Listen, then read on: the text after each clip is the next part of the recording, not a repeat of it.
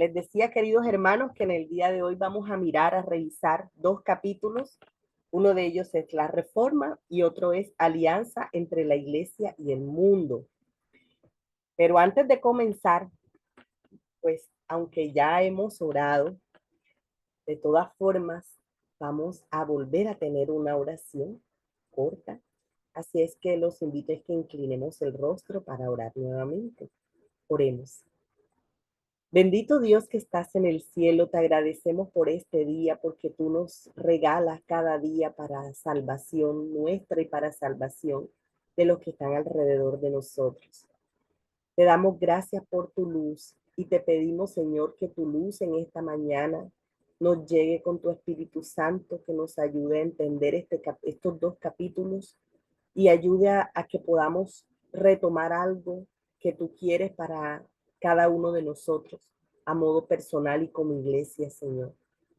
Te pedimos que te quedes con nosotros, que sean tus palabras y no las mías. En el nombre de Cristo Jesús. Amén. Amén. Amén. Bueno, amigos, eh, lo primero que dice el capítulo 53, que es el de la reforma, da una abrebocas acerca de lo que estaba pasando en la Edad Media.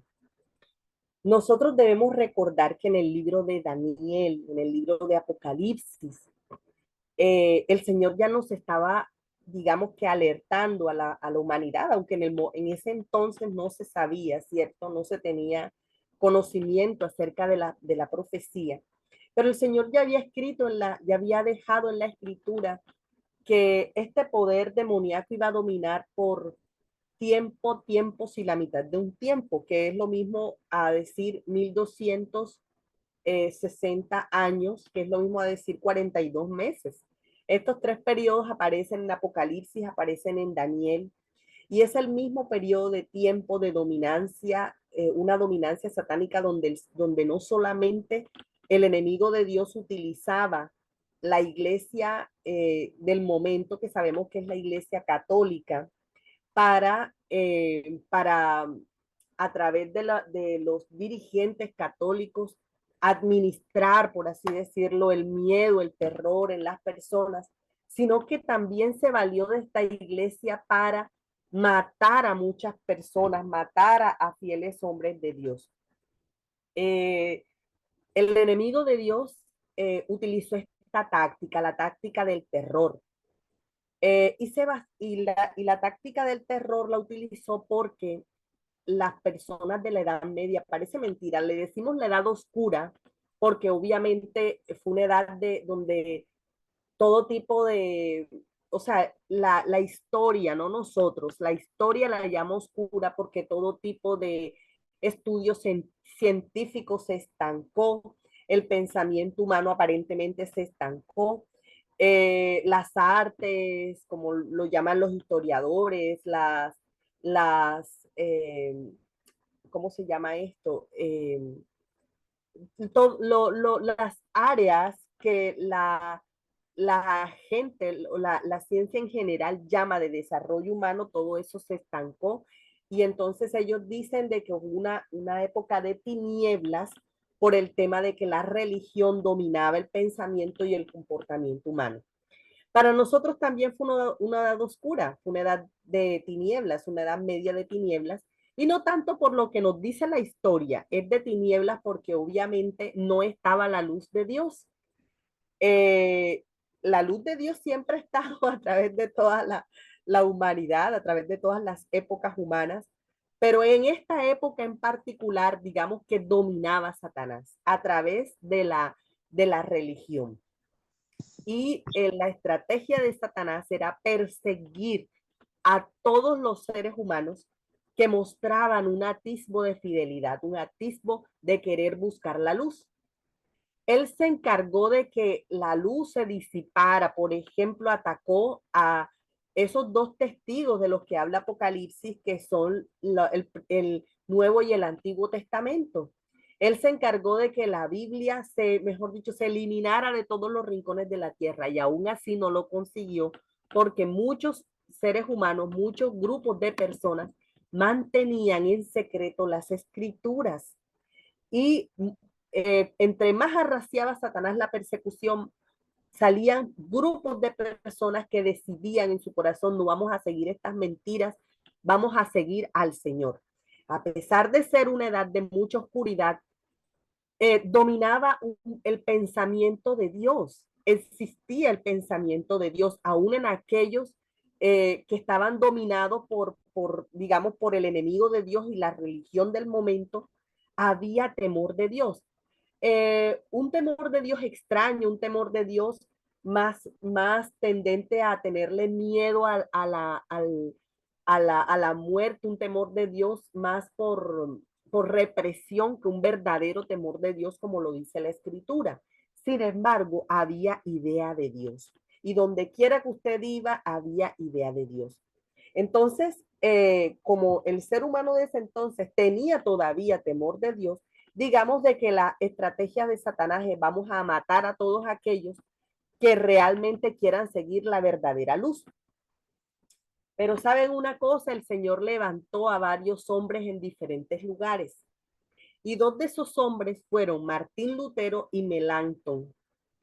Y ellos desde sus inicios en el Evangelio mostraron de que estaban opuestos a las tinieblas del momento. Y Dios los escogió para llevar una obra maravillosa, que fue una obra de reforma y una reforma que pudo verse en Europa por los lados de Alemania y que se empezó a replicar en diferentes lugares, inclusive Francia. Hoy en día nosotros tenemos la idea de que Francia es un país secular.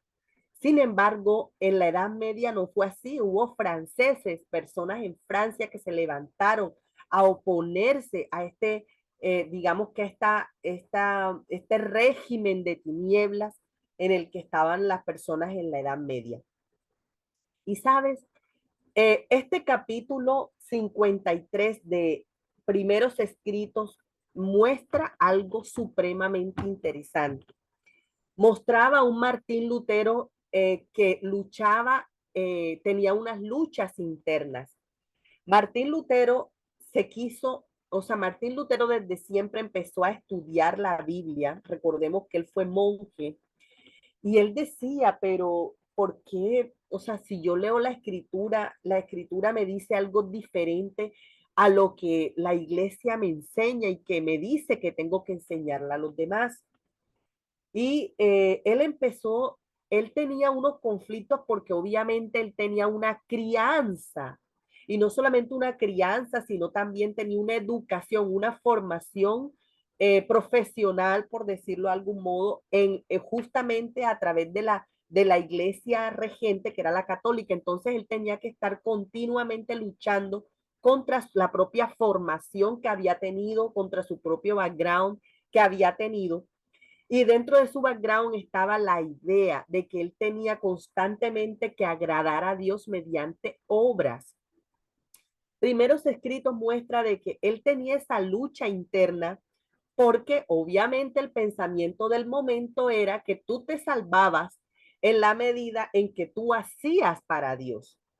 Y con ese pensamiento Satanás engañó a las personas y les decía, bueno, si tú has pecado, tienes que hacer algo para remediar tu pecado. Razón por la cual cuando la gente iba donde el sacerdote decía, hijo mío, rézate 2 Padre Nuestro, 3 Ave María y me traes una gallina aquí a la parroquia y con eso redimes tu pecado. Entonces las personas siempre llevaban su gallinita, su ovejita, las personas de a pie y de a caballo, ¿verdad?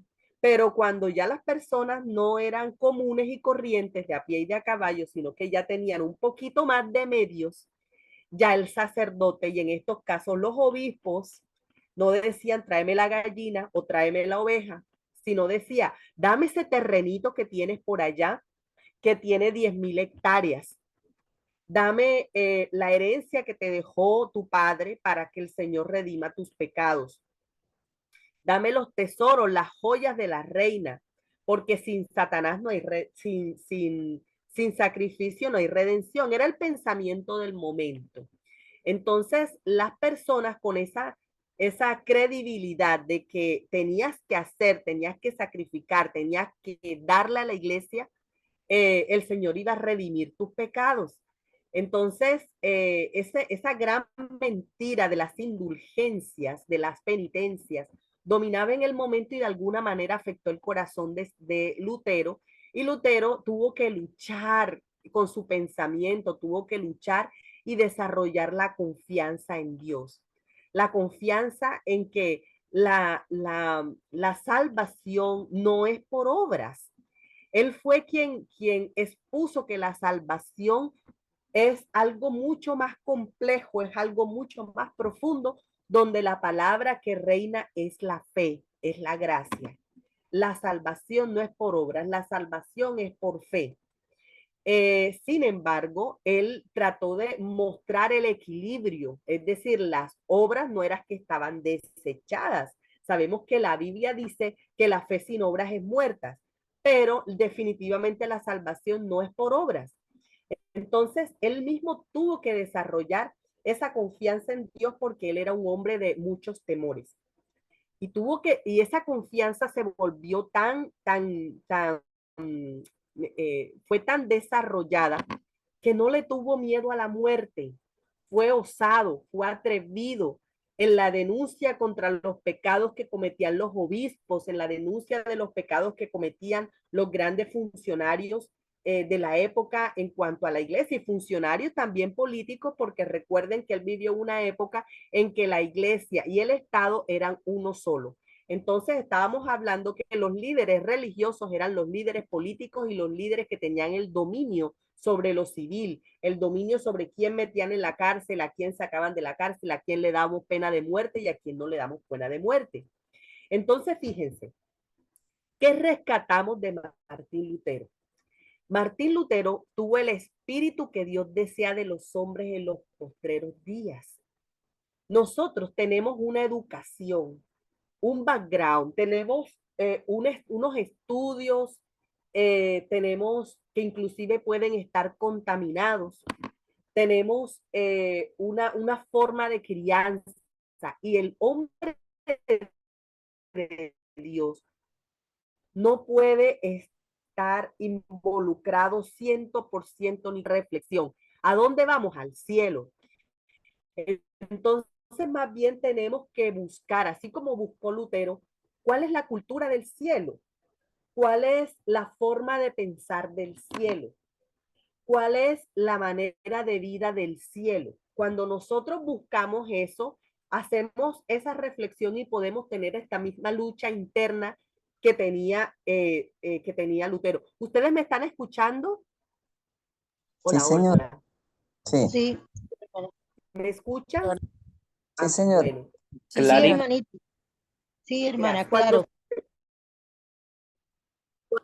Cuando se entrecorte, porque me dice internet inestable, me avisan por favor para repetir, ¿de acuerdo? Les agradezco. Bueno, les comentaba que para la vida o para la muerte es lo que el Señor desea de los hombres en estos postreros días. Nosotros tenemos muchos temores. Tenemos temor inclusive de perder la vida. No estamos en la época de la Edad Media donde ser testigo de Dios implicaba morirse. Estamos en una época diferente que lo vamos a ver en el capítulo siguiente. Y a pesar de que estamos en una época de libertades, tenemos más miedos que los hombres de la Edad Media. Entonces nosotros tenemos que decirle hoy al Señor, disipa mis miedos, mis temores. Tenemos temores inclusive aún dentro de la propia iglesia. Yo confieso haber tenido estos temores. Parte de mis temores es, caramba, yo como que no sigo en estas ideas dentro de mis hermanos de la iglesia porque me van a tildar no de revolucionaria, de disidente. Y yo confieso haber tenido un temor de que me señalaran por disidente, porque eso parece que a uno le estuvieran diciendo cara de mico en la iglesia cuando uno le dicen disidente. O sea, es como que mejor dicho, un rótulo que hoy en día ninguno quiere tener, el extraño, el diferente. Yo tenía esos temores, pero yo sé en el Dios en el que he creído, sé en la iglesia en la que estoy. Y me baso en que el Señor, el propio Jesús, hizo una reforma acerca fue un reformador de su época y disipó muchas de las prácticas equivocadas que estaban teniendo las personas de su época. Nosotros con nuestro testimonio, nosotros con las palabras que le enseñamos inclusive a los hermanos de nuestra denominación, podemos hacer la diferencia. Hay muchas cosas que están andando, yo diría, cojeando en nuestra iglesia. El Señor escogió la iglesia adventista y fíjense de que todo esto lo estamos haciendo en conmemoración de los 179 años del gran movimiento adventista que sucedió un poco antes de 1844, ¿cierto? Aunque la fecha de partida es 1844. Todo esto lo estamos haciendo para recordar cómo era esa fe de los pioneros, y esa fe de los pioneros tenía un poco acerca de la fe de los reformadores. Ellos buscaron con fervor, buscaron sin temor, buscaron con la confianza en Dios la verdadera luz. Y la verdadera luz hay que buscarla a pesar de que inclusive dentro de nuestro medio pareciese que hubiese presiones para que nosotros no la sigamos. Y si eso implica de que tú lleves un rótulo en la iglesia como mi temor, pues Dios proveerá. Pero nosotros debemos buscar esa verdadera luz. Y hoy en día yo decidí, Señor, quítame ese temor que a veces me impide decir muchas cosas que tú me has mostrado.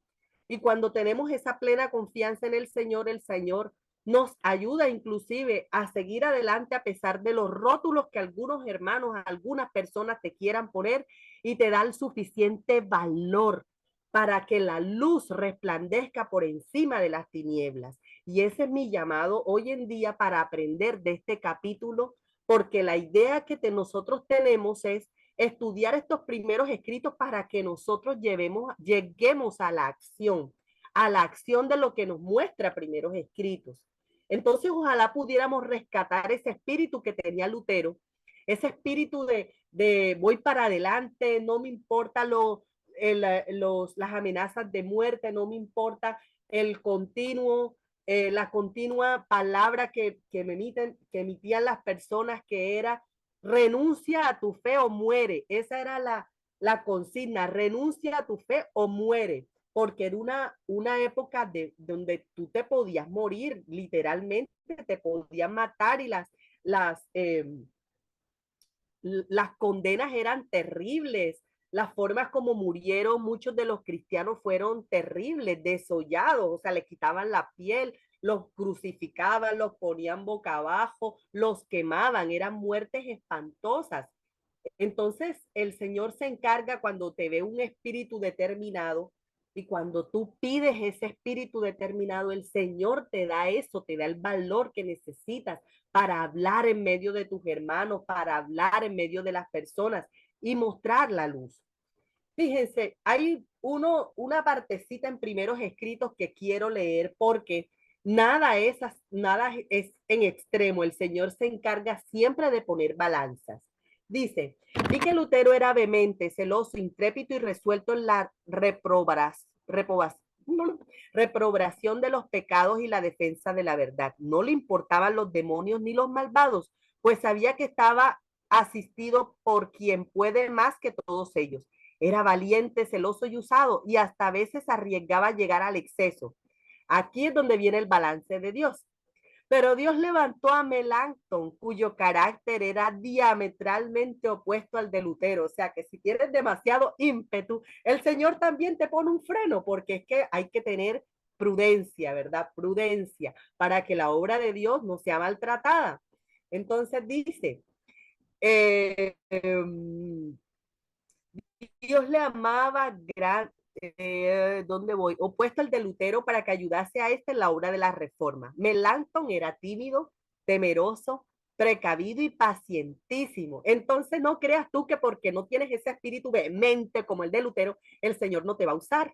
Puede usarte para que tú seas el polo a tierra de aquellos que son vehementes. Si tú eres paciente, temeroso, tímido, precavido y pacientísimo, no creas que eso es algo opuesto a lo que Dios busca, para nada.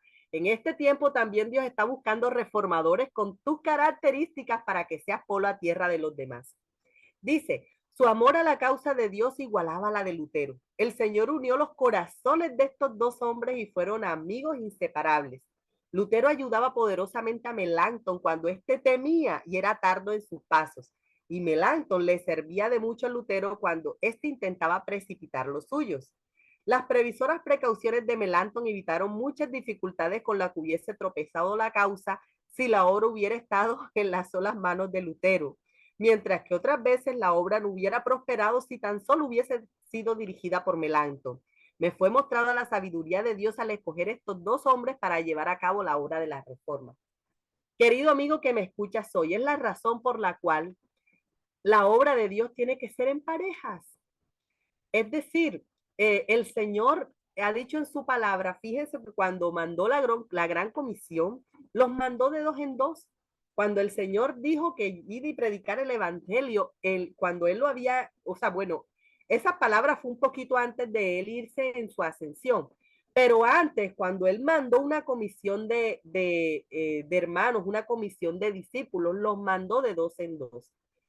Y normalmente si tu esposa o tu esposo está en el evangelio, normalmente debería ser tu esposo, debería ser tu esposa, el compañero que tú debes tener para poder dar el evangelio. Pero si no es tu esposa, no es tu esposo, hay un compañero que el Señor siempre puede levantar. El propio espíritu de profecía, el propio consejo que Dios da es, si eres mujer, consigo otra mujer, si es un hombre, consigo otro hombre, que sean compañeros, que se entiendan muy bien, que el Señor sea el que haya escogido a estas parejas para poder llevar el evangelio. No tiene el mismo efecto ir solo que ir acompañado. Fíjense ustedes, ¿era Lutero un hombre escogido por Dios? Claro que sí. Pero a pesar de ser escogido por Dios, tenía demasiada vehemencia, demasiado ímpetu, demasiado impulso y tenía que ser refrenado. Y en la sabiduría de Dios colocó a Melanchthon. Entonces de pronto tú necesitas un Melanchthon o de pronto tú necesites esos Martín Lutero. Así es que vamos a tener esta reflexión porque la obra de Dios no eres tú, es solo tú individual, eres tú en conjunto.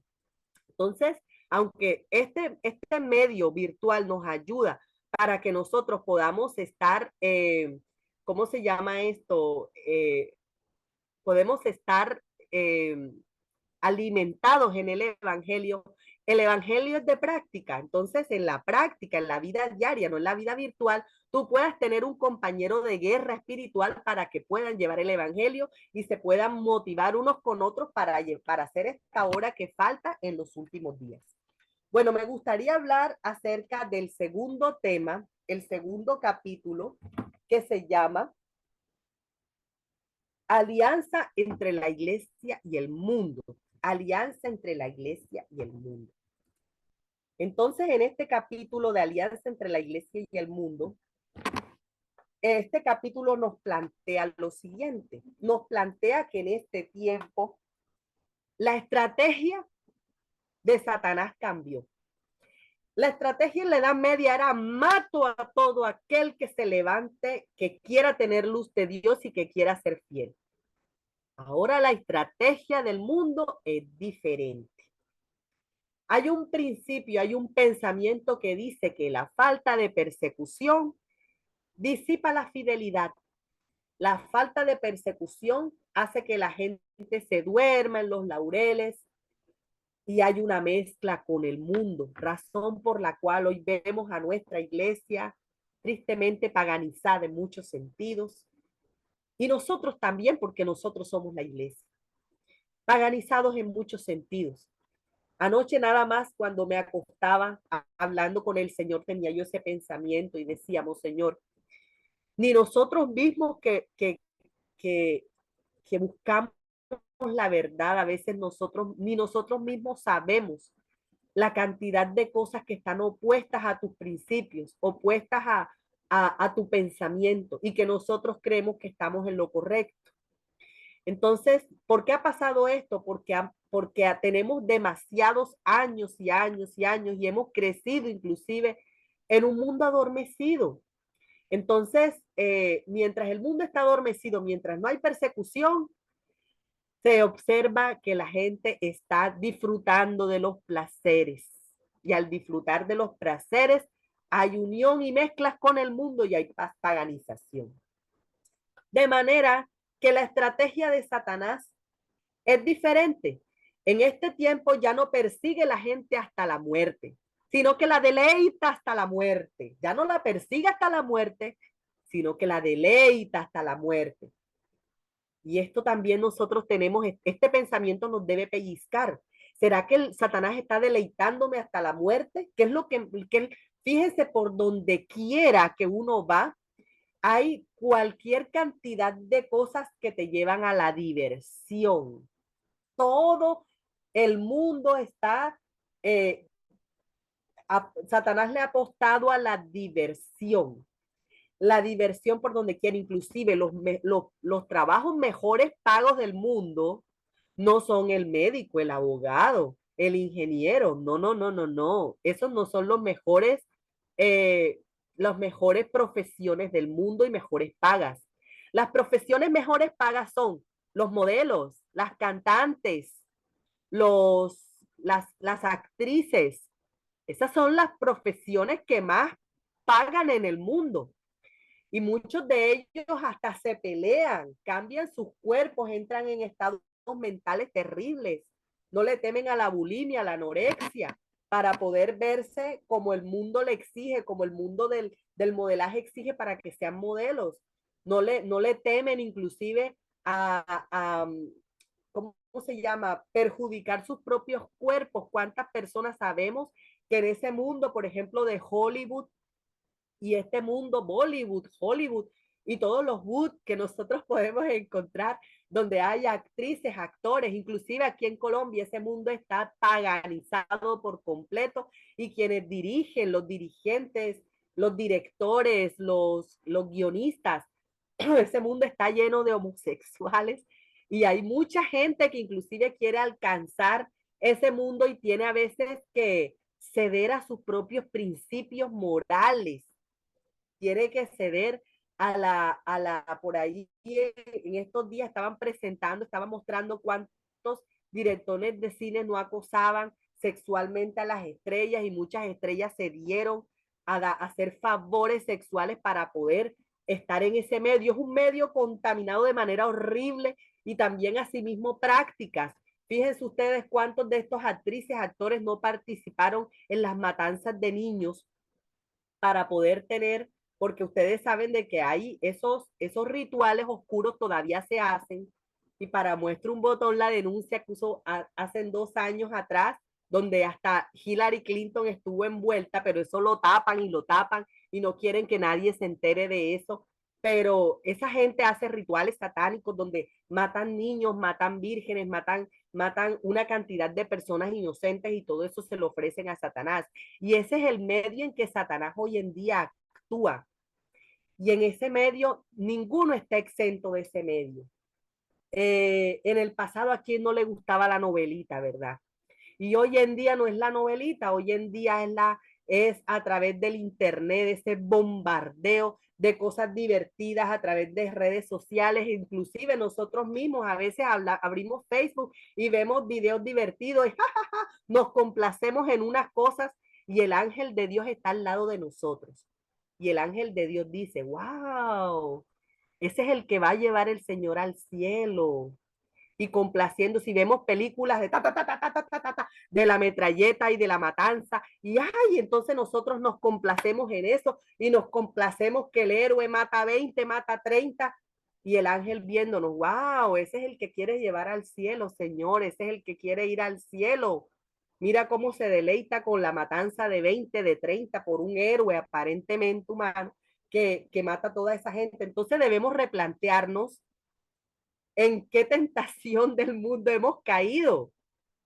Oigan, No es que el Señor quiere que nosotros seamos personas tristes por ahí, que no, tristes, que no tienen ningún tipo de complacencia porque todo es malo. No, esa no es la idea. Eso no es lo que el Señor quiere de nosotros. El cristiano debe ser una persona feliz, pero una persona feliz en Cristo, una persona feliz en lo que Dios ha mostrado que da fidelidad, que da felicidad.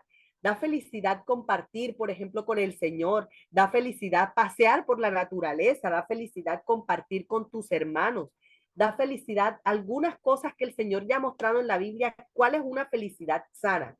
Pero hay algunas de estas felicidades en las que nosotros tenemos, nos expandimos demasiado tiempo. Decimos que no tenemos tiempo, pero a veces hay demasiado tiempo para algunas de estas diversiones y las encuentras por doquier. Y yo solamente mostré las redes sociales, pero hay muchas cosas que le generan a las personas una satisfacción inmediata y ahí se queda. Inclusive, está mal hacer ejercicio, no, no está mal. Pero entonces hay hermanos que también en vez de hacer ejercicio al aire libre se meten en el gimnasio y dicen, oye, pero no está mal hacer ejercicio al son de la música. Y ahí empieza. Y entonces el gimnasio es una cosa de todos los días y es una cosa de todos los días y es una cosa que ya hasta la música te lleva al gimnasio. Oh, ¿cómo así? Que la música te lleva al gimnasio. Sí, porque sientes que es un espacio donde ninguno, o sea, mentalmente nos engañamos, ¿verdad? Y no es que hacer ejercicio está mal, ni que tampoco el gimnasio esté mal, o sea, yo no estoy diciendo eso, sino que estoy diciendo de que hoy en día hay un bombardeo de demasiadas tentaciones, hay un bombardeo. Yo creo que los jóvenes y los niños de esta época tienen una desventaja muy grande que no tuvimos inclusive nosotros en nuestra época. Ellos tienen que vencer demasiadas tentaciones, demasiadas cosas tienen que vencer hoy en día, más de las que nosotros vencimos cuando éramos adolescentes. Por eso es que hoy en día muchas iglesias adolecen de jóvenes y de niños. Cada vez más los niños y los jóvenes van mermando en las iglesias porque Satanás los tiene atrapados en los placeres. Y mientras estén atrapados en los placeres, a veces parece que se olvidaran de Dios. Entonces, ¿qué pasa? Fíjense ustedes, este capítulo, voy a dejar de compartir aquí un momento, este capítulo nos deja a nosotros un mensaje final y me gustaría leer la última parte. Dice, Jesús y toda la hueste celestial miró con desagrado la escena. Sin embargo, Dios tenía para la iglesia un mensaje que era sagrado e importante. Si se lo recibía, produciría una reforma cabal en la iglesia, haciendo revivir el testimonio que eliminaría a los hipócritas y pecadores y devolvería a la iglesia el favor de Dios. Nosotros no estamos solos en este mundo del tentador. Hoy en día la tentación no es la muerte, hoy en día la tentación son los placeres, los deleites. Pero nosotros no estamos solos, estamos con el Espíritu de Dios. Y si te agarras del Espíritu de Dios, el Señor te puede mostrar en qué cosas estás cayendo, que estás convirtiendo un ídolo. Estás teniendo ídolos en tu casa. El Señor te lo puede mostrar. Y el Señor te puede dar ese mismo espíritu que tuvo Lutero, que tuvo Melanchthon, para ser un reformador dentro de tu hogar, para ser un reformador dentro de tu iglesia, para ser un reformador dentro de tus vecinos y con el mundo. Y te puede dar palabra en la boca para hablar un mensaje que llegue al corazón de esas personas y que los pueda también encaminar por el camino que Dios quiere que nosotros estemos. Entonces, estos son los dos capítulos de primeros escritos. Ojalá nosotros en nuestra casa podamos leerlos completicos y podamos hacer nuestra propia reflexión. Y voy a orar, pero no voy a terminar. Vamos a orar para terminar de pronto el tema. Inclinemos nuestros rostros. Bendito Dios que estás en el cielo, Señor. Sabemos que tú estás próximo a venir. Sabemos que nosotros somos la generación del último tiempo y tenemos una gran lucha que vencer. Dentro de la gran lucha sabemos, Señor, que tenemos que vencer nuestros propios pensamientos, nuestros propios conocimientos que están equivocados y tú nos quieres dar luz para tener una mejor manera de vivir. Ayúdanos a vencer la estrategia actual que tiene Satanás. Ayúdanos, Señor, a entregar nuestra vida como sacrificio vivo, agradable a ti, Señor. Ayúdanos que nuestro pensamiento, nuestra mente, nuestro corazón no esté contaminado, sino que pueda seguir la verdad, aunque eso implique que se desplomen los cielos, Señor. Ayúdanos a tener ese espíritu que tuvo Lutero y que tuvo Melanchthon. Ayúdanos, Señor, porque hoy en día las luchas son mayores. Te lo pedimos, Padre Santo, pidiéndote por nuestros familiares, pidiéndote por nuestros hijos para que tú los rescates, Señor. Te pedimos, Señor, que nos ayudes en el nombre de Cristo Jesús. Amén.